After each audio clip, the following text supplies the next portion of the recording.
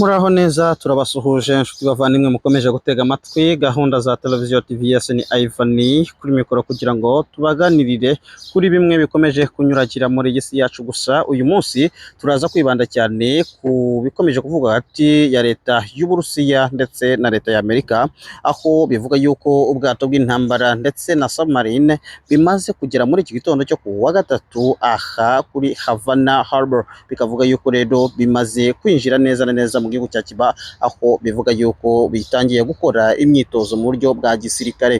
Ibi rero ni amakuru tugiye gukomeza kubarebera kugira ngo tumenye neza iby'aya mato y'Abarusiya y'intambara akomeje kwegera imbibe z'igihugu cya Amerika. Gusa leta ya Amerika yo ikaba ivuga yuko ngo bidateje ubwoba nubwo byaba bigeze aho ngaho. Gusa kandi turongera tuyabarebere kugira ngo tumenye neza impamvu y'ayo mato, gusa ariko bivuga yuko bimaze gusa gutangira imyitozo ya gisirikare. Rero reka tubasaba gukurikira TVS kandi mukomeze mudukorere subscribe aho muri kugira ngo dukomeze tubane iyi si yacu uko byaba byifashe, ndetse no mu karere k'iwacu aho dukomoka, aho twavuga muri Congo, mu Rwanda, u Burundi, muri Kenya, muri Tanzania ndetse no muri Ethiopia, Uganda ndetse na Somalia.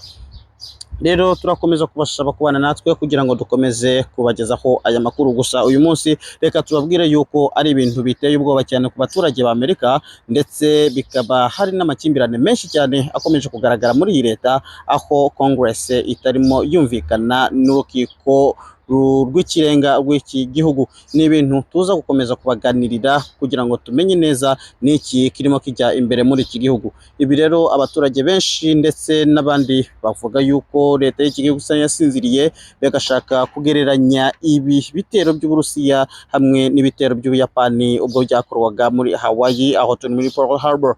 Ibi rero bikaba byavuzwe yuko ibi nabyo bishobora gutungurwa kuko nanone batunguwe muri bya bihe.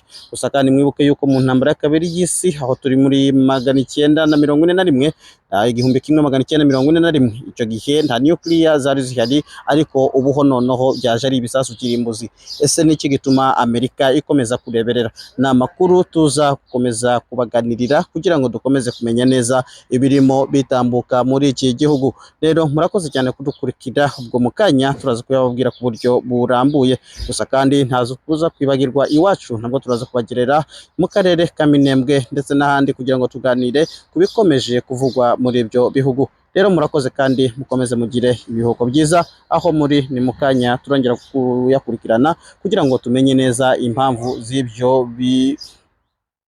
z'izo nteguro z'intambara hagati aho y'Uburusiya n'igihugu cya Amerika. Gusa kandi icyo twabibwira ni uko iyi mpamvu ari uko imbunda za Amerika zarashye ku butaka bw'Uburusiya zikoreshejwe n'ingabo za Ukraine, bityo Putin nawe agahitamo kuza hafi aha ngaha mu buryo yegereye neza na neza umupaka wa Amerika, aho ni muri miles gusa 90, ni hafi ibirometero 120.